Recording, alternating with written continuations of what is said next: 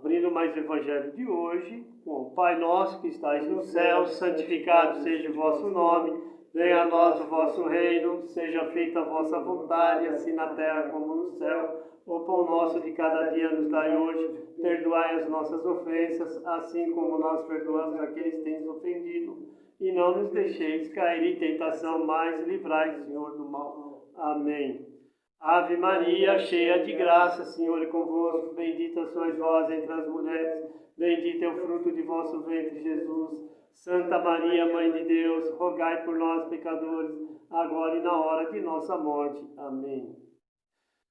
Creio em Deus Pai Todo-Poderoso, Criador do céu e da terra, em Jesus Cristo, seu único Filho, nosso Senhor, que foi concebido pelo poder do Espírito Santo, nasceu da Virgem Maria, padeceu sob Pôncio Pilatos, foi morto e crucificado, desceu à mansão dos mortos, ressuscitou ao terceiro dia, subiu aos céus, está sentado à direita de Deus Pai Todo-Poderoso, de onde há de vir a julgar os vivos e os mortos.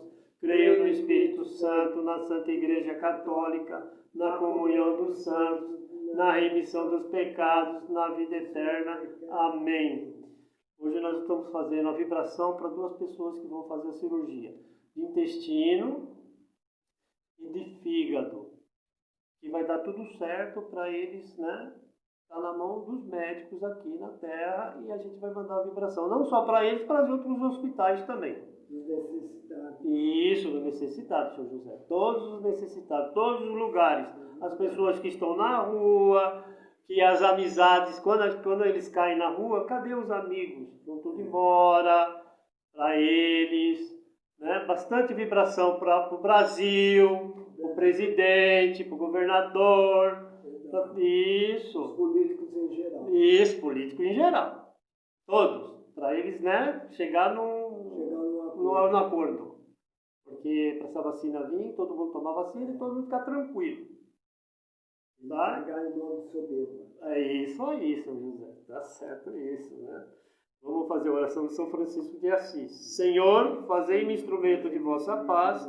Onde houver ódio, que eu leve o amor. Onde houver ofensa, que eu leve o perdão. Onde houver discórdia, que eu leve a união. Onde houver dúvida, que eu leve a fé. Onde houver erro, que eu leve a verdade. Onde houver desespero, que eu leve a esperança. Onde houver tristeza, que eu leve a alegria. Onde houver trevas, que eu leve a luz. Ó Mestre, fazei que eu procure mais consolar que ser consolado, compreender que ser compreendido, amar que ser amado. Pois é dando que se recebe, e é perdoando que se é perdoado, e é morrendo que se vive para a vida eterna. Amém. Que é o Espírito. Agora nós vamos fazer uma vibração para todos os estados do Brasil. Em principal, o Nordeste. Né? Não precisa passar vídeo nada. Vamos falar do Nordeste, que é uma maravilha. Povo maravilhoso. Bastante amor para eles. Muito amor. Que Padre Cícero faça um monte de milagre lá, porque o povo de lá precisa. Oração pelos falecidos. Pai Santo Deus, eterno e todo-poderoso, nós vos pedimos por todos os falecidos que chamaste deste mundo. Dai-lhe a felicidade, a luz e a paz. Que ele, tendo passado pela morte da matéria, participe do convívio de vossos santos na luz eterna, como prometeste a Abraão e a sua descendência. Que seu espírito nada sofra e vos digneis ressuscitá-lo com os vossos santos no dia da ressurreição e da recompensa. Perdoai-lhes os pecados para que alcance junto a vós a vida imortal no reino eterno. Por Jesus Cristo, vosso Filho, na unidade do Espírito Santo. Amém. Dai-lhe, Senhor, o brilho do amor que tu tens, e no momento oportuno reencarne novamente, trazendo sabedoria e paz, para evoluires com os ensinamentos os quais obtiveis. Amém. Vai ter vídeo sobre dor de cabeça e enxaqueca, da Fiocruz. É uma maravilha a Fiocruz. O SUS está de ponta a ponta com a Fiocruz. Obrigado, SUS. Obrigado, governo federal. Obrigado, os governadores estaduais, municipais. Eu só tenho a agradecer a essa casa. De forma íntima. A todos os governadores. Isso, a todos os governadores. Viu? De forma íntima. 20 exercícios para a reforma íntima. Sobre Chico Xavier. Executar alegremente as próprias obrigações. Silenciar diante da ofensa. Esquecer o favor prestado. Exonerar os amigos de qualquer gentileza para conosco, emudecer a nossa agressividade, não condenar as opiniões que divergem das nossas. Aqui eu só agradeço. Abolir qualquer pergunta maliciosa ou desnecessária, repetir informações e ensinamentos sem qualquer azedume, treinar a paciência constante, ouvir fraternalmente as mágoas dos companheiros, sem biografar nossas dores, que às vezes a gente vai falar, a gente vai querer escutar, mas aí acaba falando que nossas dores são as piores, então a gente não está pronto para escutar. E outra, tem um momento certo para escutar também, para escutar e para falar. Porque aí não funciona, né? Às vezes a pessoa que está escutando não está boa para ser uma boa ouvinte. Por isso que existem os profissionais, psicanalistas, psiquiatras, psicólogos, né, gente? Pois é. Nem tudo é espiritual. Cuidado, hein? Para não virar um engodo, uma enganação. Aqui nós somos contra isso. Aqui a gente trabalha com os médicos na terra. Quando está doente, cadê os exames? Nós vamos fazer oração para você. Mas tem que ir no médico. Buscar sem afetação o meio de ser mais útil. Desculpar sem desculpar-se. Não dizer mal de ninguém. Buscar a melhor parte das pessoas que nos comungam a experiência. Alegrar-se com a alegria dos outros. Não aborrecer quem trabalha. Quando ele fala alegrar-se com a alegria dos outros. Não ter ciúmes, porque a pessoa está alegre, você fica alegre também. Olha, o cara está ali, olha, está dando risada. Né? Graças a Deus que ele está dando risada. Menos um para chorar, né? Não aborrecer quem trabalha, ajudar espontaneamente, respeitar o serviço alheio, reduzir os problemas particulares, servir de boamente para a enfermidade que nos fira. Chico Xavier. Salmo 23. O Senhor é meu pastor e nada me faltará. Deitar-me faz em verdes passos, guia-me mansamente às águas tranquilas. Refrigera a minha alma, guia-me pelas veredas da justiça, por amor do seu nome.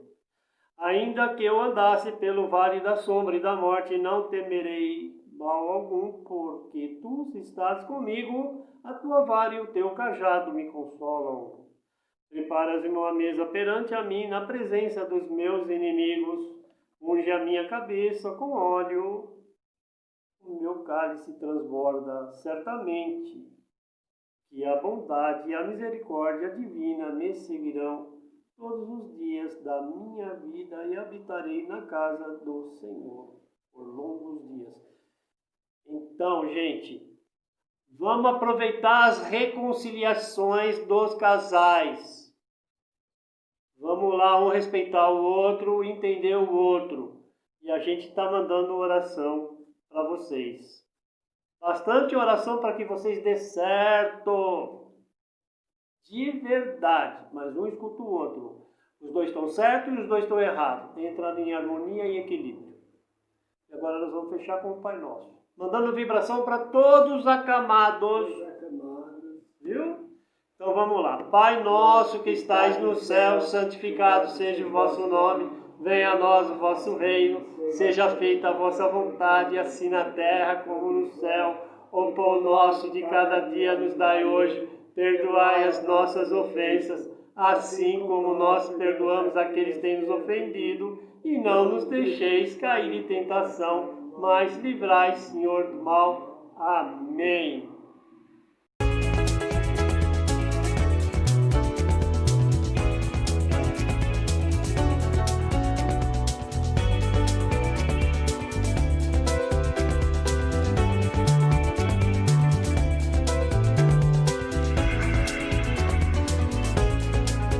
Sabe aquela dor de cabeça chata que aparece de vez em quando?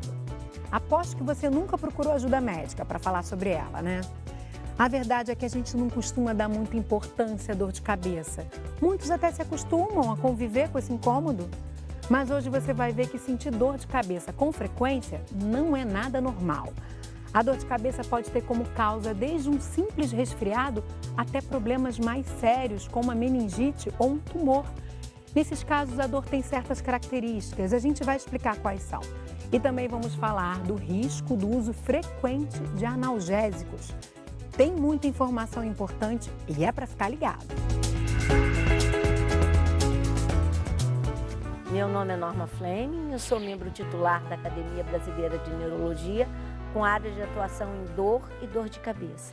Você costuma ter muita dor de cabeça? Sim, só quando bebe, né, no outro dia na ressaca. Principalmente quando tá anoitecendo por causa da sinusite, então a parte da noite eu acho que quando vai esfriando mais a dor vai aumentando. Período menstrual. Geralmente tenho quando eu durmo pouco ou me alimento de forma inadequada. Salgadinho, pizza. Mas com que frequência isso acontece? É todo dia? Sim, quase todo dia. Vamos botar aí uma vez na semana, mais causada pelo estresse.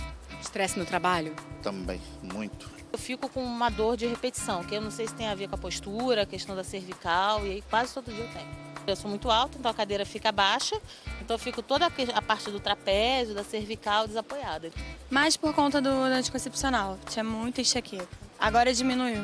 E a dor, de alguma forma, interfere na qualidade do que você faz, nas suas decisões? Te deixa inapto para certas coisas, né? Claridade, eu não podia ficar perto de claridade, tinha que tampar bem os olhos, porque tudo incomodava, tudo. Te deixa menos tolerante a algumas coisas, né? Então você junta filho pequeno, dor de cabeça. Eu acho que atrapalha nessa relação. Você não fica tão disposto como você gostaria de estar. É difícil, até desanima de fazer tudo, que é ficar em casa e nem ir pra rua, né? O que você faz para amenizar essa dor? Bom, eu estou fazendo fisioterapia, RPG e tomo remédio. E estou tentando ver se consigo uma mudança no mobiliário. Paro um pouco para relaxar, né? Esfriar um pouco a cabeça, para poder ver se ela ameniza. E o analgésico você falou que tomava com regularidade nesses casos. Ele fazia efeito? Sempre fez efeito? Os primeiros 15 minutos, sim. Depois voltava de novo. E como é que você faz no dia a dia para tentar não ter a dor de cabeça, prevenir esse problema, esse mal-estar? Aí esse é bem complicado. Quando eu estou em casa é mais fácil, mas no ambiente de trabalho é mais difícil. É muito complicado, porque é certo, em algum momento você vai ter esse problema.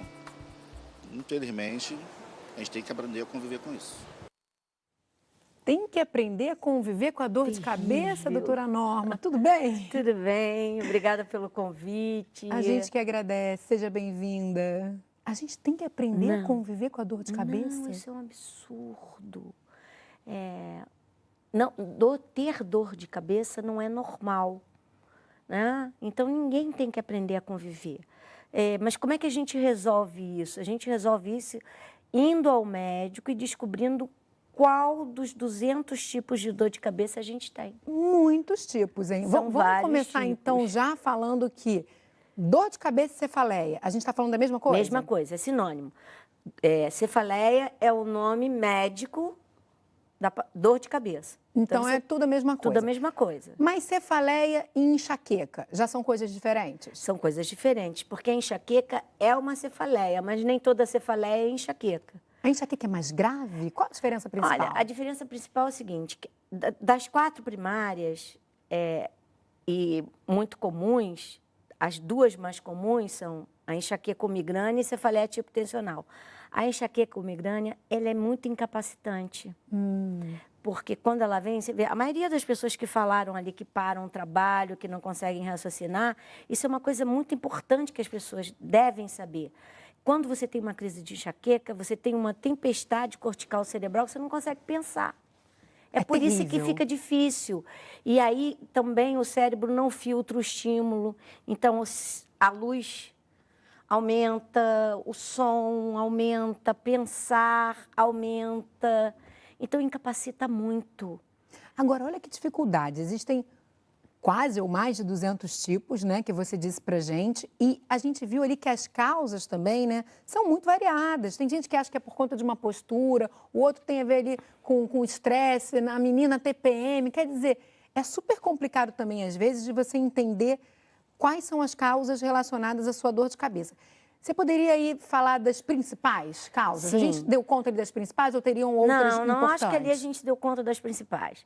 Quer dizer, é porque existe na classificação os 4 primeiros tipos que são os mais comuns, que são as cefaleias ditas primárias. O que é isso? São aquelas cefaleias onde a própria dor de cabeça é a doença. É diferente de todo o resto que tem com tumor cerebral, com Que são as problema de secundárias. dente, que são as secundárias. Quer dizer, tá? ela está vindo porque ela é um sintoma de alguma doença. Agora, do que foi dito ali, provavelmente a maioria está ou na migrânia ou na cefaleia tipo tensional, mesmo aquela que falou da postura. Porque o que acontece? Existe uma cefaleia chamada cervicogênica, que vem da coluna cervical. Mas é muito comum você ter um problema no trapézio, na coluna, porque você tem uma enxaqueca crônica ou uma cefaleia tipo tensional crônica. Então, a coisa é inversa. Você fica com uma maior sensibilidade nessa musculatura aqui do pescoço, porque você está tendo uma cefaleia crônica e toda a sua via de dor. O que é via de dor? É o pedaço do cérebro que decodifica a dor. Porque o nosso cérebro é que decodifica tudo, né? Ele está frágil. Então, qualquer coisinha vai disparar uma dor que ora pode parecer ser na nuca, ora pode parecer ser na cabeça, entende?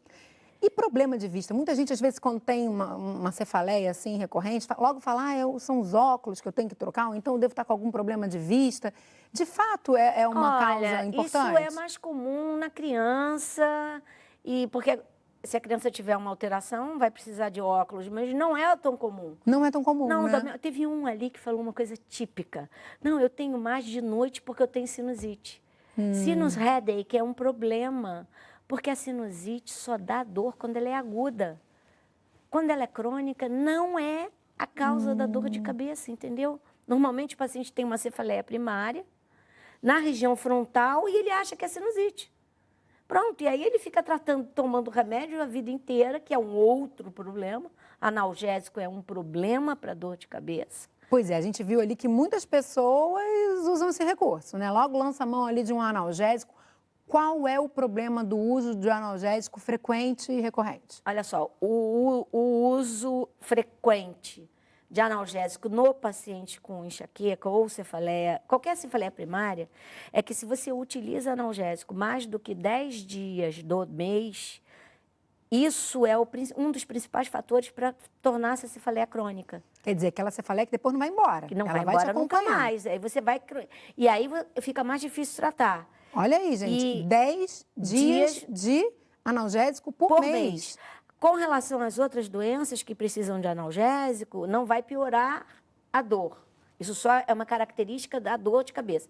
Mas também cabe a gente dizer que se você tomar analgésico demais, você pode lesionar o seu rim, o seu estômago. Então, o analgésico não é tratamento de nada, é um recurso para apagar um fogo, entre aspas, que é a dor.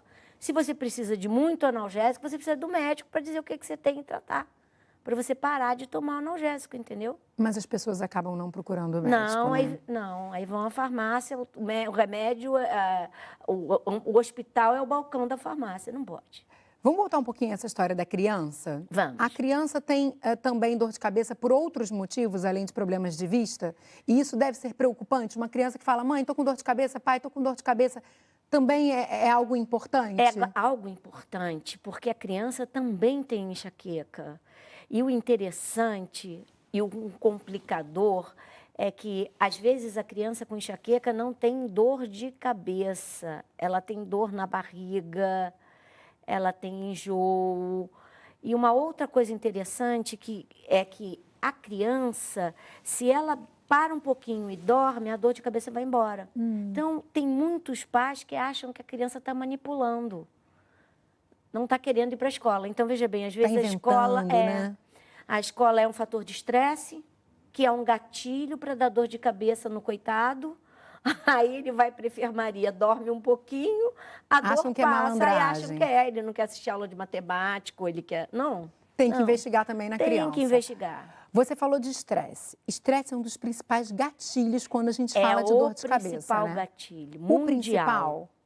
Apesar de enxaqueca ser 3-1, mulheres versus homem, então o fator hormonal é um gatilho muito importante. Você vê que o pessoal fala TPM, perto da menstruação, isso é um dado de realidade. Quando a gente vai para o estudo populacional, o hormônio ele fica abaixo do estresse como disparador de crise, como gatilho da crise. Entendeu? Isso quer dizer o quê? Quando a gente fala que é um gatilho, quer dizer o quê? Que essa pessoa já tem uma predisposição, ou já tem algo, só que aí o estresse vem ali para liberar. É como se fosse assim, eu tenho uma genética de enxaqueca, que tenho mesmo porque eu sou enxaquecosa, tá? Então, eu posso me usar como exemplo. Então, durante a minha vida, a minha capacidade do meu corpo evitar a crise, ela oscila. Que a gente chama que é o nosso sistema analgésico. Eu tenho um sistema analgésico, você tem, todos nós temos, que existe para que a gente não fique sentindo dor por qualquer coisa, tá? Então, o que acontece? Quando esse gatilho, quando essa analgesia está muito baixa, qualquer coisa que você tenha dispara dor. E o que é mais comum? É o estresse. O estresse é tão difícil, às vezes, da gente controlar, né, doutora Norma? Ainda mais hoje em dia. Isso é um gatilho horrível que você não tem como evitar. Mas, por exemplo, se você descobre que o gatilho é não dormir, ou dormir pouco, você pode evitar. Você pode tentar ter uma vida... O enxaquecoso, ele tem que ter uma vida mais regular. Porque como o cérebro dele é meio instável, ele fica mais suscetível se ele tem fome, se ele... pula a refeição, sempre se ele vai dorme vir uma pouco. dorzinha de cabeça, né? Isso. Sempre vai vir uma dorzinha de cabeça para atrapalhar ali aquele momento dele, né? Agora, você falou também de alimentação, né? Ou, às vezes, acho que uma pessoa também falou ali quando come besteira. Quais são os principais vilões quando a gente fala... Os mais comuns vilões quando a gente está falando de dor de cabeça ligada à alimentação? Olha só, vinhos, bebidas alcoólicas, laticínios... Frutas cítricas, nuts, que é amendoim, essas coisas, queijos, esses são os mais comuns. Mas isso não quer dizer também... Isso não quer dizer que essa pessoa agora que está nos assistindo, vou tirar tudo isso da minha alimentação. Não. Vai variar muito também, né, doutora Norma? Isso, não tem uma receita de bolo. Por exemplo, se você pega um enxaquecoso assim, você não pode comer chocolate, coitado. Mas você está falando de enxaquecoso, mas também para quem tem um histórico de cefaleia. Isso também está valendo. Tá. Isso. Geralmente, os gatilhos alimentares são para enxaqueca. Ah, tá. Então, não tem tanto a ver com a dor de cabeça. Não, com as outras não. Com a dor de cabeça, não. Tá. Então, quando eu como alguma coisa que me deu uma dor de cabeça, no caso, uma enxaqueca, ela pode acontecer em quanto tempo depois dessa ingestão desse alimento? Esse é o problema. Pode ser 1 hora depois, até 48 horas então, depois. Então, é super difícil de entender. Exatamente. Daí a importância de procurar um médico e fazer essa investigação. Exatamente. Faz parte do tratamento o paciente entender como é a dor dele e ele com a dor dele. Porque ele tem que tomar posse do tratamento, entendeu? Porque quem é doente é ele. Então, quem sente a dor é ele. Então, no próximo bloco, a gente vai entender como é que esse médico vai fazer vai entender a causa dessa dor de cabeça, né? Como é que se faz essa investigação, como é que é esse tratamento, tudo isso no próximo bloco. Não perca que a gente volta já.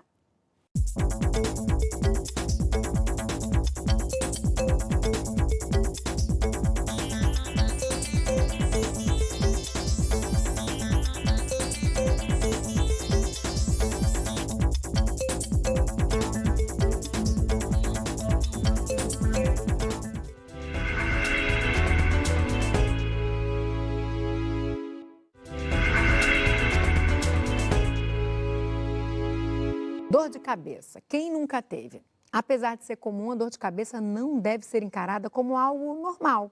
É o que estamos aprendendo com a neurologista Norma Fleming. Não é isso, doutora Norma? Perfeito. Ninguém tem que viver sentindo dor de cabeça. Não é normal sentir dor de cabeça. Isso aí, essa é a mensagem principal que a gente quer passar no programa de hoje. Mas antes da gente voltar a conversar, eu vou trazer aqui uma pergunta que a gente gravou de uma pessoa na rua. Vamos dar uma olhadinha.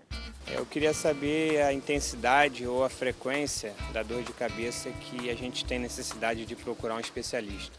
Bem importante isso, hein? Ótima pergunta, exatamente.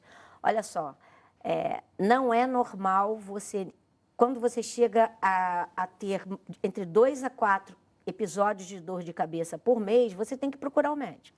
2 a 4? Olha, muita gente tem bem mais, hein? Ou um episódio a cada 3 meses que te impede de fazer qualquer coisa na vida. Aquele incapacitante, Incapacitante, né? Você tem que procurar, entendeu? Porque senão você não vai conseguir resolver o problema. E tem uma outra coisa bem interessante, né? Eu até falei no início do programa que existem causas muito sérias de dor de cabeça, né? Dessas dores de cabeça secundárias, gente. E nesse caso é ainda mais importante que você descubra o quanto antes esse problema ou essa doença para você poder tratar. Exatamente. A gente tem aqui alguns sinais que podem te mostrar se essa dor de cabeça é séria, sinais de alerta, que devem servir mesmo de alerta para que você procure um médico. Eu vou destacar aqui na nossa tela, doutora Norma, e aí eu quero que você comente para a gente, dê algumas informações adicionais, tá bom? Perfeito. Vamos ver. Olha lá, aquele primeiro, a pior dor de cabeça da vida. De toda a vida. É aquele que você fala, meu Deus, nunca tive uma dor de cabeça como essa. Não importa se você é contumaz na sua dor de cabeça, mas se surgiu um dia uma dor diferente e a pior, você tem que ir para uma unidade de emergência. Na hora? Na hora, para ver o que é, tá? Segundo, início da dor de cabeça após os 50 anos de quase. idade. Cheguei aos 50 anos, ou tenho um pouco mais de 50 anos, começo a ter muita dor de cabeça. É outro sinal de alarme. Você tem que procurar um médico urgentemente, não necessariamente uma unidade de emergência, mas você precisa procurar um neurologista urgentemente. Por quê? O que isso sugere? Porque existe uma doença chamada arterite temporal que começa nessa idade que, se você não trata, leva à cegueira. Então, é aquela pessoa que não tinha um histórico de dor de cabeça, começa a ter depois dos 50. Vou para nosso terceiro item ali. Uma dor que aparece durante o exercício físico, a tosse ou a atividade sexual. Quer dizer, durante um esforço físico, né? Intenso. Então, vamos lá. 80% dessas dores são benignas, mas 20% não são. Elas são decorrentes de um aumento da pressão intracraniana ou de um sangramento de um aneurisma. Então, isso é muito grave. Olha, a gente tem mais uma ali, doutora Norma. Uma dor que piora subitamente quando a pessoa se deita ou então quando ela fica de pé. É isso? Isso é um sinal de alerta. Essas cefaleias, elas podem ser tumor cerebral e podem ser o que a gente chama de hipotensão licórica. É típico. Quer dizer, você faz um furinho lá dentro do cérebro por onde corre um líquido que existe para proteger e esse líquido fica gotejando para fora. E nesse movimento, ao deitar ou ao ficar de pé, ele vai piorar. Exatamente. Ó, temos ali mais uma questão, mais um tópico, que é um aumento progressivo da dor por dias ou semanas. Aquela dor que vai aumentando. Típico de tumor cerebral. O tumor cerebral, dificilmente ele abre o quadro com dor de cabeça. Em cada 10, só 2 terão dor de cabeça como um quadro inicial da dor de cabeça. Né? Então, ela começa assim.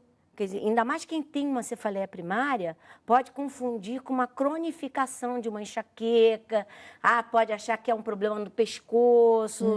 E não é um tumor que está provocando a dor. Então, piorou progressivamente, quer dizer, aumentou o número de dias que você pode detectar pelo diário de dor, que vocês vão poder pegar no site da nossa sociedade, que vai ser colocado no ar. E a gente vai falar um pouquinho mais disso também daqui a pouquinho. Mas, quer dizer, não é para ninguém também entrar em pânico, né? Porque a dor de cabeça é algo muito frequente na população. Mas é só para ficar, de fato, ligado, né? Ficar atento a esses sintomas que devem sugerir aí uma busca rápida ao médico.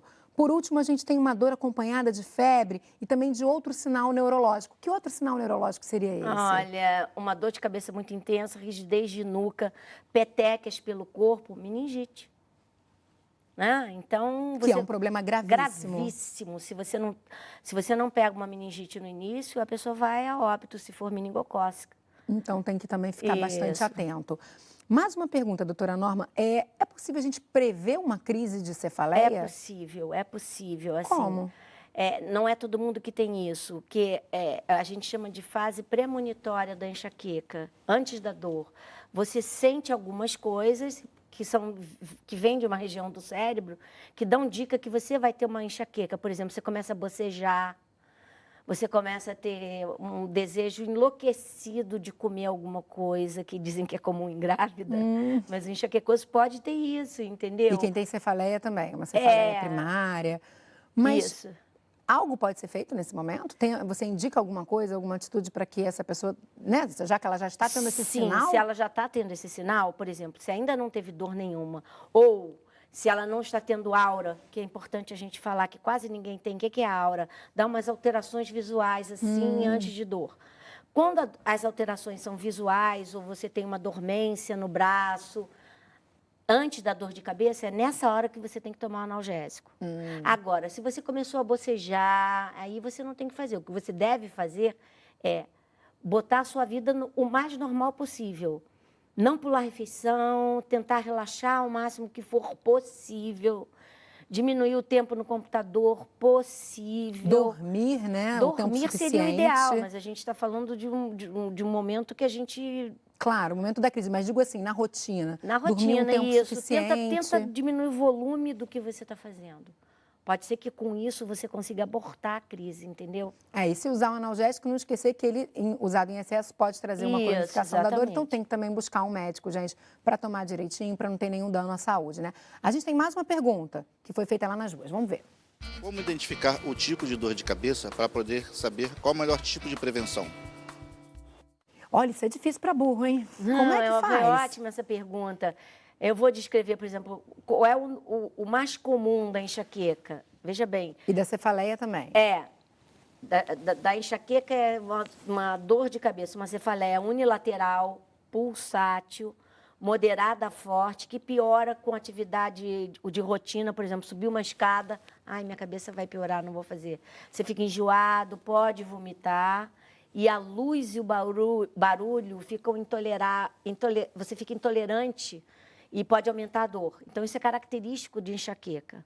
Tá? Já a cefaleia tipo tensional, a dor é dos dois lados da cabeça, ela não é pulsátil, ela é impressão, ela nunca é forte, incapacitante, ela é de leve a moderada, ela não piora com a atividade física, ela não causa náusea, e se ela causa alteração de luz ou barulho, é só uma coisa, ou altera o barulho, que piora a dor, ou a luz piora a dor. Porque se as duas coisas acontecem, é enxaqueca. Isso é importantíssimo dizer para o médico, para que ele possa ajudar essa pessoa a identificar essa causa. O que a gente está falando? Que você tem que prestar atenção em você. É o tal do diário da dor, que você citou e eu pedi para você segurar um pouquinho para a gente explicar agora. O que é o diário da dor? Como é que a gente faz isso? O diário da dor, você vai marcar... um diário mesmo, tem todos os dias do mês, com pedacinhos do dia, e você vai marcar com a intensidade da dor, com o número 1, 2 ou 3, se ela é leve, moderada ou forte. No momento, no pedacinho do dia que você tem dor de cabeça. Olha, é uma surpresa, é ótimo, porque às vezes o paciente diz assim, não, eu não sei se eu tenho muito, não. E quando ele vem com o diário... Se assusta, né? Ele se assusta, porque as pessoas acham que aquilo que você falei é normal e não é. Doutora Norma, bem rapidamente, tratamento para cefaleia, qual é? Medicamentoso? É medicamentoso ou não medicamentoso, né? O medicamentoso, você vai ter que tomar um remédio todo dia para fazer com que aquele seu nível de dor, de analgesia, de não sentir dor, fique mais forte e você não tenha dor de cabeça. Agora, exercício físico é básico. Tem uma perguntinha sobre isso, vamos ver rapidinho. Eu gostaria de saber se existe alguma relação comprovada entre o hábito do exercício físico e a melhora da dor de cabeça. Agora sim, me diga. Sim.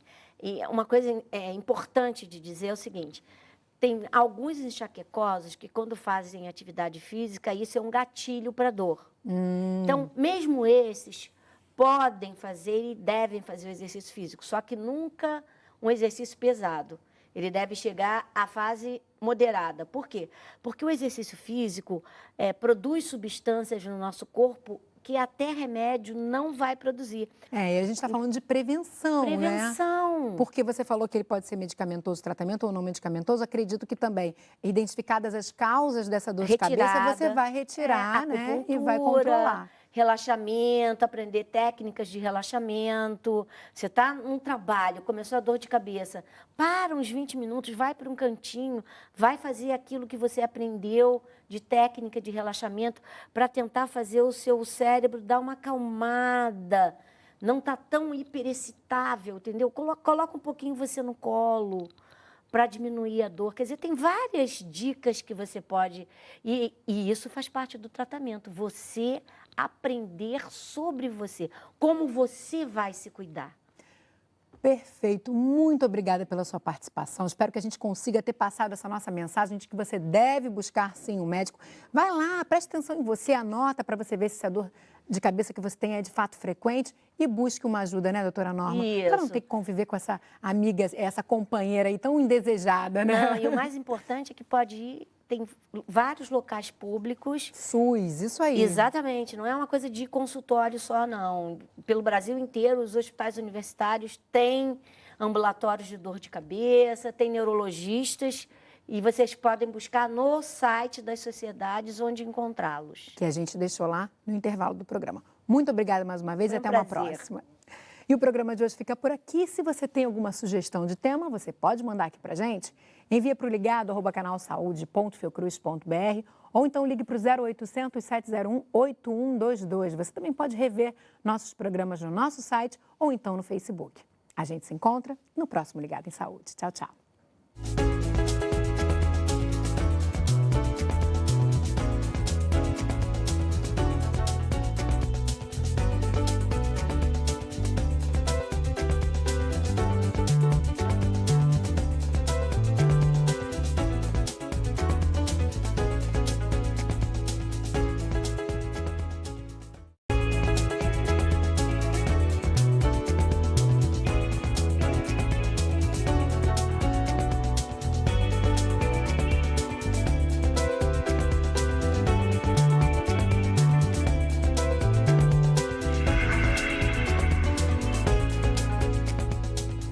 Segundo o Ministério da Saúde, cerca de 15% da população brasileira sofre de enxaqueca, um tipo de dor de cabeça forte que costuma aparecer associada a outros sintomas, que causam bastante incômodo e afetam diretamente a qualidade de vida.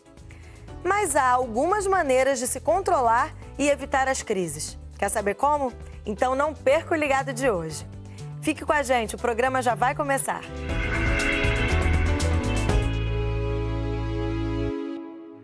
Meu nome é Rogério Monteiro Neilo, sou médico do Serviço de Neurologia do Hospital Federal dos Servidores do Estado e vim aqui para conversar com vocês um pouco sobre enxaqueca. Olá, doutor Rogério, tudo bem? Seja muito bem-vindo ao Ligado em Saúde. É um prazer ter o senhor aqui com a gente. O prazer é meu, obrigado. Bom, hoje a gente vai falar sobre a enxaqueca, né? Uma dor de cabeça que afeta muitos brasileiros. O que é a enxaqueca? Enxaqueca, que é uma causa bem marcante, bem contundente, eloquente de dor de cabeça, mas que, por incrível que pareça, nem sempre está associada à dor de cabeça, é um distúrbio de ordem cerebral e vascular e que ocorre periodicamente com uma forte predominância no sexo masculino e que, via de regra, não resulta em qualquer situação incapacitante, exceto durante a crise de enxaqueca. E essa dor, quando a pessoa sente essa dor de cabeça, normalmente é na parte da frente ou na parte de trás da cabeça?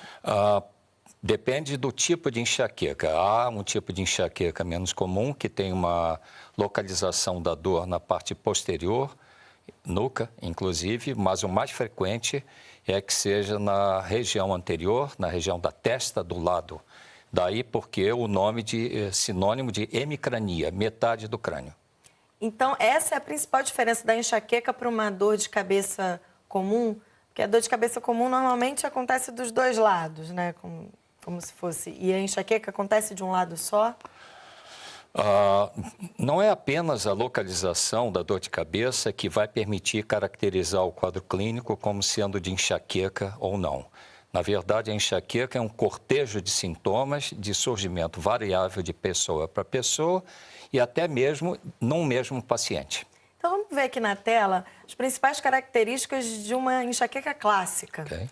Tem ali crise de cefaleia entre 4 e 72 horas, unilateral e pulsátil. Cefaleia é a dor de cabeça, né? Unilateral e pulsátil, irritabilidade, vômitos, bocejos, náusea, sensibilidade à luz, som, movimento e cheiros e tontura.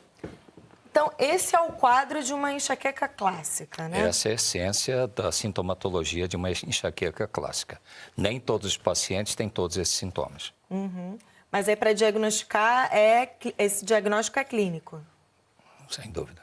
A enxaqueca tem diferentes tipos, né? Tem a crônica e a episódica. Qual é a diferença desses tipos? Na verdade, eu não sei bem a que se refere quando rotula de crônica e episódica.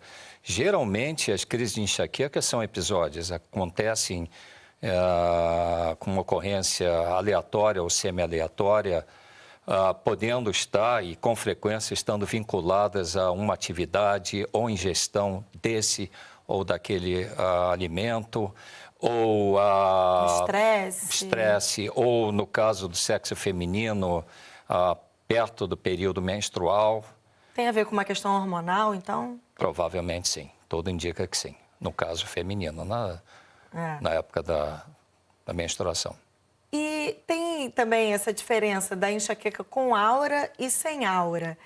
Como é que é essa aura? Como é que a gente pode caracterizar esse sintoma? Ok, a aura é variável de pessoa para pessoa, seria no segundo estágio da cascata de ocorrências que leva ao sofrimento final da dor de cabeça propriamente dita. É a percepção de falha no campo visual, são falhas e a visualização de alterações visuais, como se fosse uma cerca, chamada em medicina escotomas empaliçada, ou escotomas quando é uma área propriamente dita, e também há uma certa irritabilidade, intolerância a ruído, intolerância a cheiros, né? Isso que é essencialmente. Essa aura é como se fosse aquela imagem distorcida quando a gente vê um asfalto quente com sol, que fica aquela imagem assim. Isso é muito individualizado. Pode Cada até pessoa acontecer, tem um tipo de aura, como se fosse pode isso. até acontecer aquela imagem distorcida que se vê num espelho, num circo, né? O paciente que está entrando numa crise de enxaqueca, ele pode estar olhando para outra pessoa e ver a fisionomia da outra pessoa toda distorcida. Isso é um sintoma extremamente assustador, chama-se metamorfopsia, e que acontece junto com outros na fase da aura, que não está sempre presente em todos os tipos de enxaqueca. A aura, particularmente na enxaqueca clássica ou familiar. Essa enxaqueca familiar, como o próprio nome diz, vem da família, né? Então, a enxaqueca tem uma relação direta com a genética? Tem uma predisposição genética? A enxaqueca clássica, que é a enxaqueca com aura, tem um vínculo bem forte e acentuado hereditário. Então, é extremamente comum o paciente que tem o pai e a mãe ou a mãe com enxaqueca, ele próprio tem e ele próprio passa para a prole, com um certo sentimento de culpa para o paciente. E a gente estava conversando antes do programa, o senhor estava me dizendo que o senhor cuida da enxaqueca, mas o senhor também é paciente, porque o senhor sofre de enxaqueca, né? Bom, eu diria, no que diz respeito à enxaqueca, eu sou mais impaciente do que paciente, porque a crise é extremamente sofrida e eu acho até que eu conheço mais esse lado do balcão do paciente do que o lado do médico no que diz respeito à enxaqueca. Sou expert em sintomatologia sentida, vivenciada de enxaqueca. E o senhor, o caso do senhor é essa enxaqueca clássica, né? Clássica com aura. O senhor tem filhos, os seus filhos também têm enxaqueca? Eu tenho, uma filha tem enxaqueca, um filho não tem enxaqueca. Meu pai e minha mãe tinham enxaqueca. E a enxaqueca, assim, é uma predisposição genética, a pessoa pode desenvolver ou não, vai depender de alguns fatores, né? Como se fossem gatilhos que vão despertar essa enxaqueca.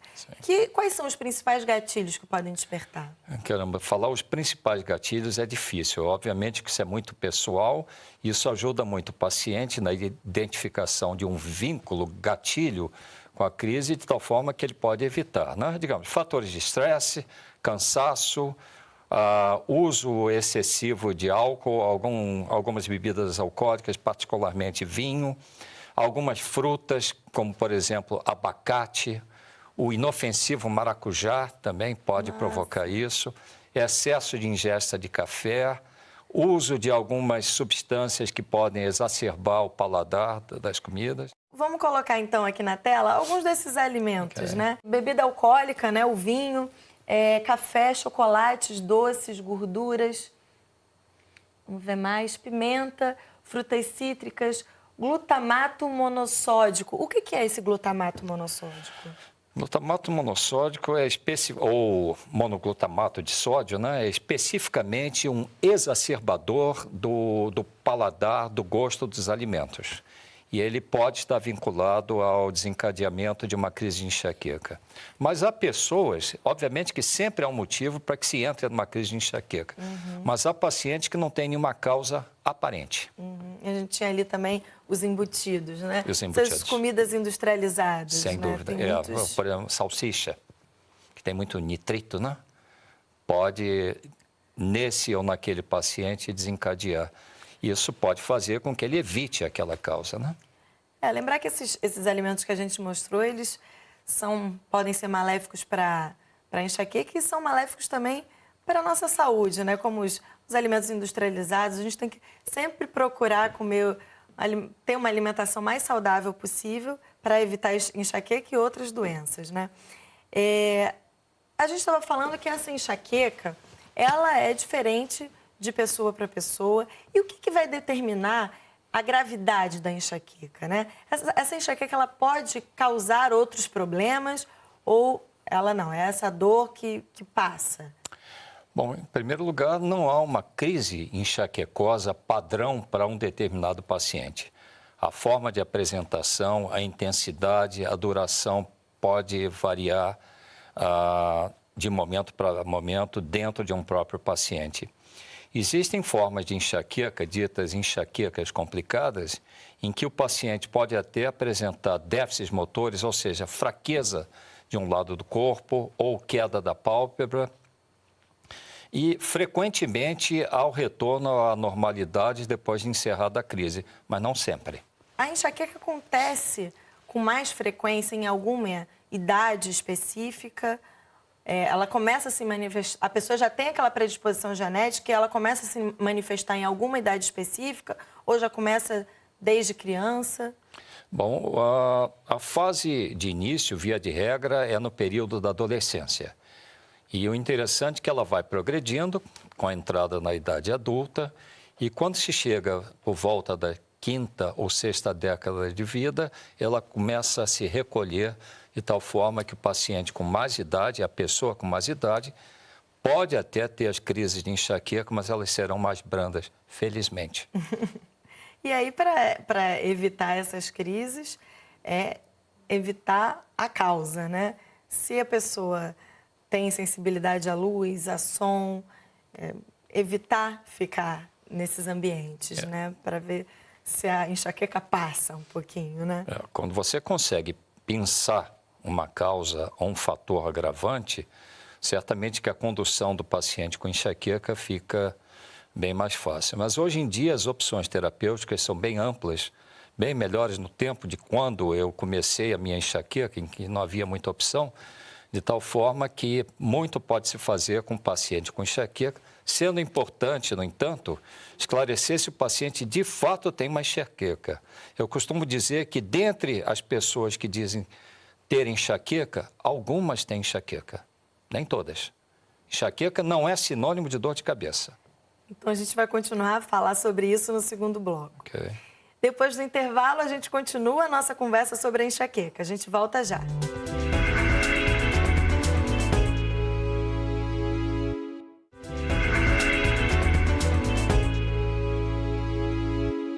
estamos de volta e a conversa hoje é sobre enxaqueca. O meu convidado aqui no estúdio é Rogério Naylor, neurologista do Hospital dos Servidores do Estado.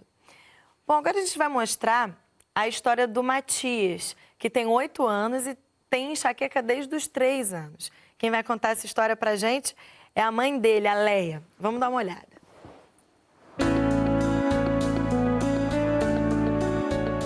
Matias, numa festa de aniversário em Itaipava, com 3 anos, depois de muita brincadeira, correria, debaixo de sol, sem comer direito, de noite ele, tô com dor de cabeça e vomitou. E aí a gente achou que no primeiro momento que era uma coisa assim, de indisposição mesmo. Só que os episódios começaram a ser recorrentes. A pediatra, no primeiro momento, falou assim, vamos começar então a investigar, pode ser vista. Fizemos exame de vista, não deu nada. Vamos fazer uma radiografia de face, para ver se é sinusite. Fizemos, não foi nada. E a dor de cabeça era muito incapacitante. Do colégio ligar e pedir para ir buscar, e dele chorar muito, e não conseguir fazer nada, ficar prostrado. E aí a gente insistiu com a pediatra, por favor, faz alguma coisa. Ela, então tá, então eu vou pedir para que vocês façam a ressonância. Aí a pediatra, não, acho melhor vocês procurarem um neurologista. Aí procuramos um neurologista infantil, pediátrico. Vamos começar só a avaliar essa dor e como começa, quando começa. Para falar de 0 a 10 o nome. Mas do quê?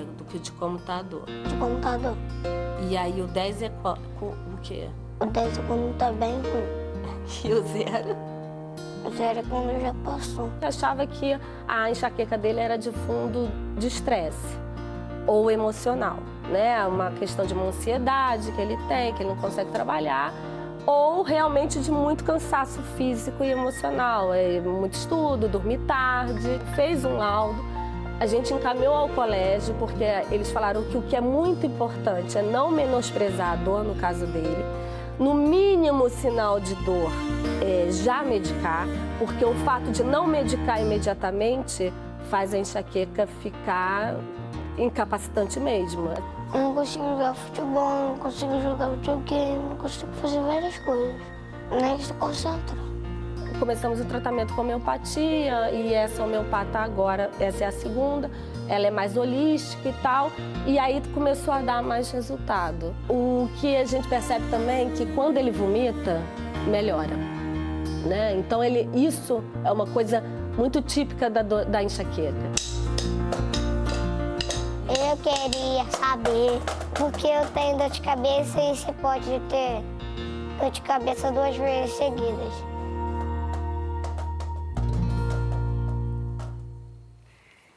Ele pode ter dor de cabeça 2 vezes seguidas?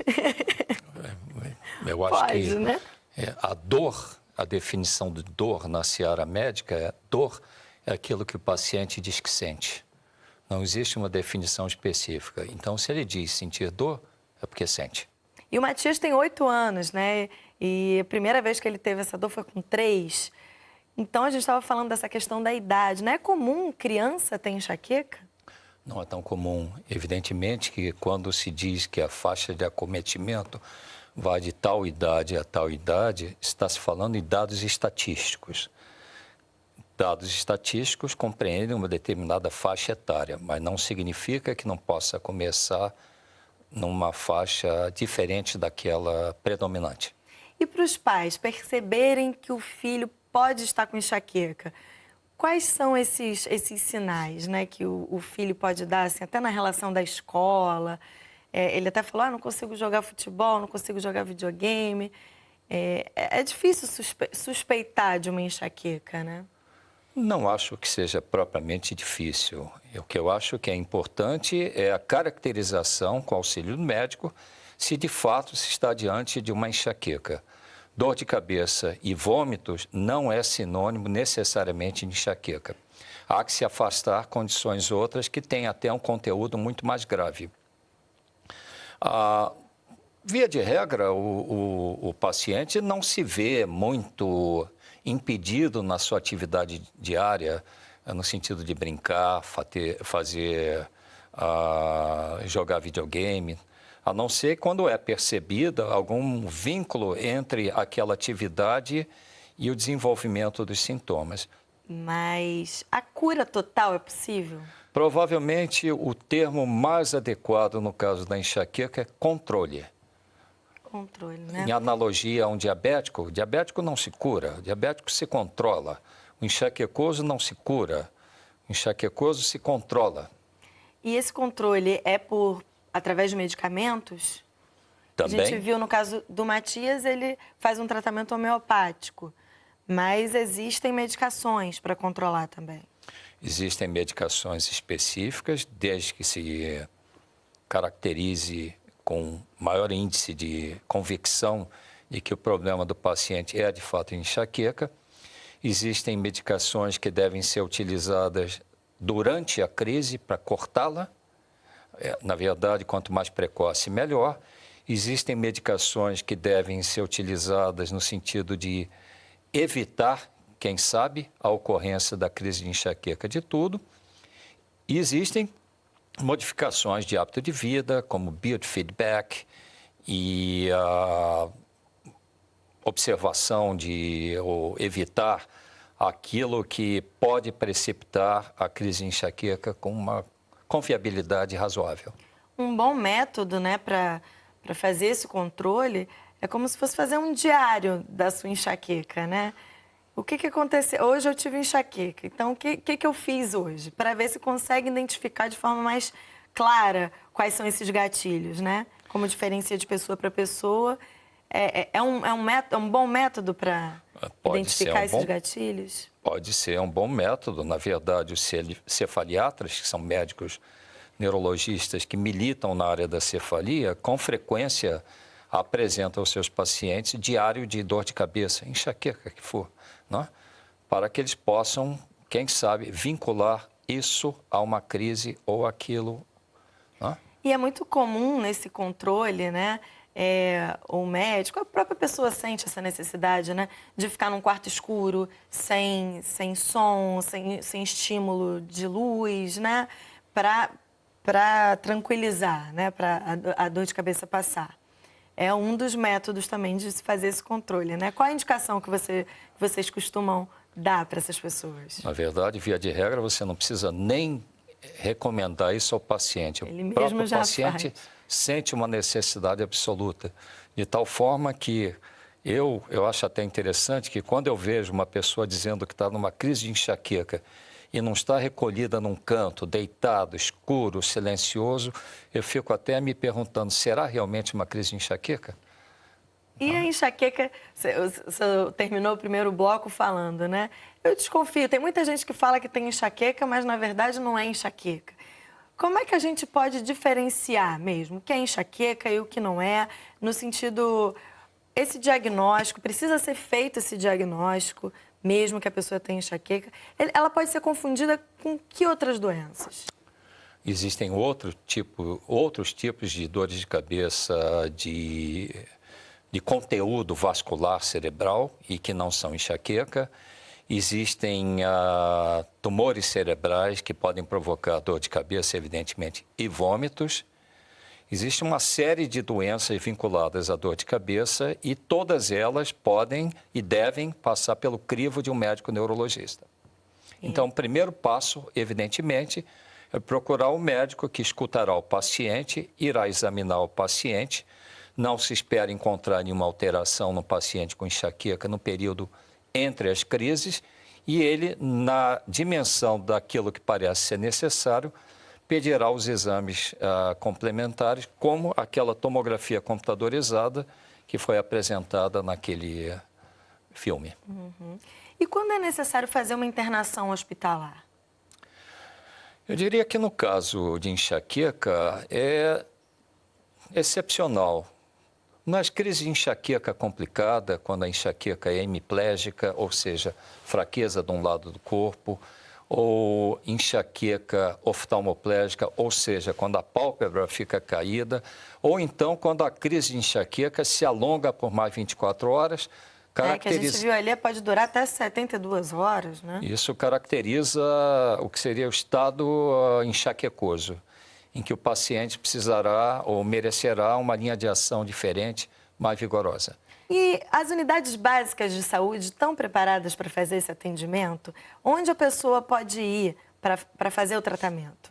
Nós temos atendimento para cefaleia no Instituto de Neurologia Deolindo Couto, que pertence à Universidade Federal do Rio de Janeiro, no Hospital Universitário Antônio Pedro, que pertence à Universidade Federal Fluminense, e no hospital onde eu trabalho, no Serviço de Neurologia do Hospital Federal dos Servidores do Estado, que é da rede do SUS, do Ministério da Saúde, próximo à Praça Mauá.